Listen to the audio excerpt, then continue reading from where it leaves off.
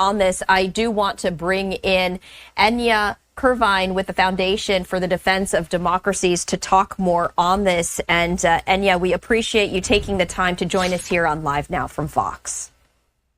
Thank you for having me, Stephanie. So what can you share with us as we have learned that Israel is now halting the transfer of aid into Gaza after it said that Hamas violated the ceasefire? It's a very tenuous situation already. Sure.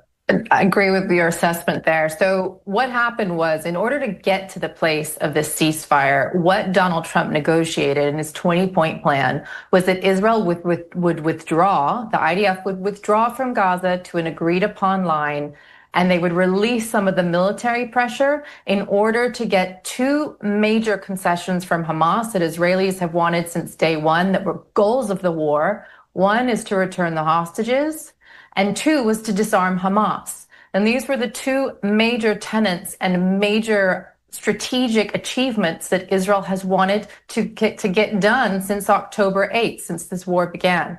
So here we are, a week and a half into Donald Trump's brokered ceasefire, and Hamas has managed to run afoul of both of those main tenets. They have not been able to return the hostages as promised within 72 hours. There are still over a dozen fallen hostages being held by the terror group. And now they have broken the ceasefire, with the Hamas spokesperson just yesterday saying that the group will now refuse to disarm.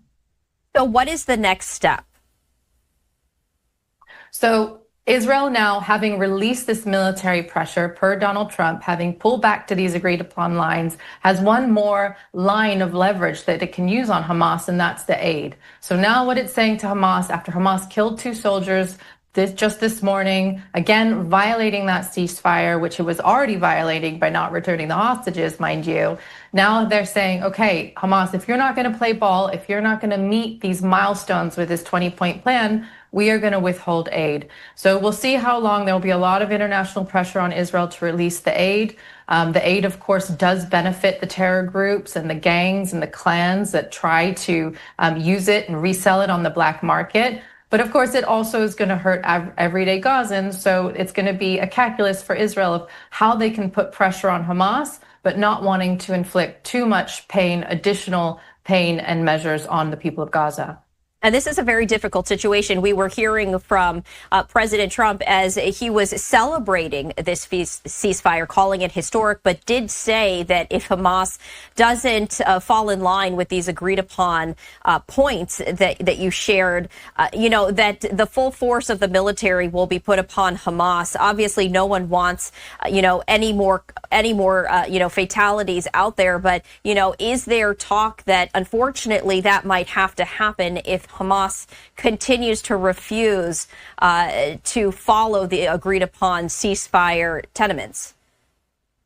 So not just that, Stephanie, but I can also tell you that within the past 2 days, there have been announcements not only from Donald Trump himself, but also from CENTCOM, from the commander of CENTCOM, who is the most senior general in this arena for the U.S. military, saying that Hamas is going to have consequences not only for attacking Israelis, but for killing Palestinians and for killing Gazans. Hamas has been, ever since the Israeli military pulled back to the agreed upon line, Hamas has been bloodletting and killing scores of its own people. So Hamas has been running amok of not only the letter of the ceasefire, but also of the spirit of the ceasefire by now turning its weapons on its own people. So I think that the U.S. is standing behind Israel. They've said, look, Hamas is in clear violation. Israel's going to take care of it. We don't want this whole deal to fall apart. We do want to see a better future for Gaza.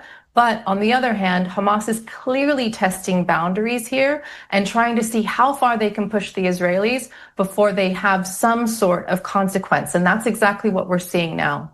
And we're just going to have to see how it all plays out. And yeah, we appreciate you taking the time to join us here on Live Now from Fox. Thank you so much, Stephanie.